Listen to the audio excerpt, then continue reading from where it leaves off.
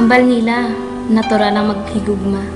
Pero hambal sang iban, masakit maghigugma. Ano gid bala ang dapat ko nga himuon para makalimtan ang tanan?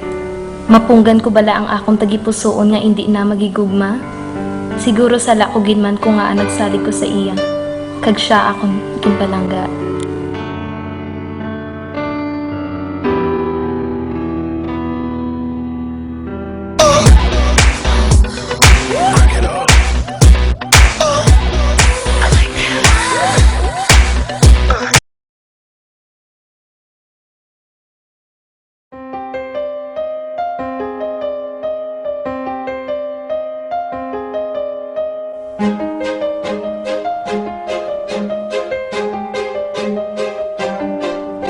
Palangga tagit ka, kag hindi ko gusto nga magpangita kapagid sang iban. Gusto ko mabalan mo nga ikaw kabuhi ko, kag hindi ta kapagkalimtan. Ikaw na pinsar ko, kag kalipayan ko, tani hindi ka na magpalayo. Handom ko tani nga magaupdanay kita, as tagit sa katapusan. Pero ano ini nabatian nga may ara kasang iba, kulang pa bala ang paghigugma sa imo.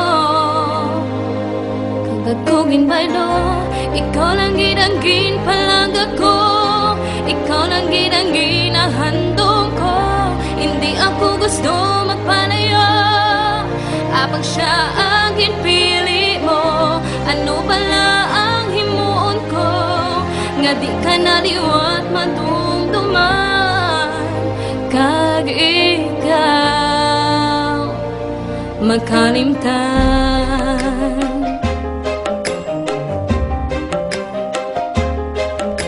Kasakit sa akon nga ikaw paminsaron na pangwalagid ko sang mahimo. Paano na ako, kag ang ginhambal mo nga ako lang ang palanggaon. Kag di pagbayaan, biskan ano man matabo, apang ikaw ang nagbuya. Bangod balaan ko, hindi ka seryoso, kag ako nagisahan no.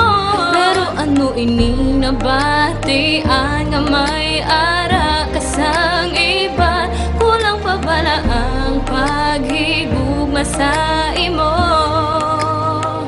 Kag ako ginbaylo, ikaw lang gidang ginpalangga ko, ikaw lang gidang ginahandom ko. Hindi ako gusto magpalayo, apang siya ang ginpili mo. Ano bala ang himuon ko, nga di ka naliwat madumduman, kag ikaw makalimtan. Ikaw lang ang makabulog sang sakit nga ako nabatsyagan sa akong dughan.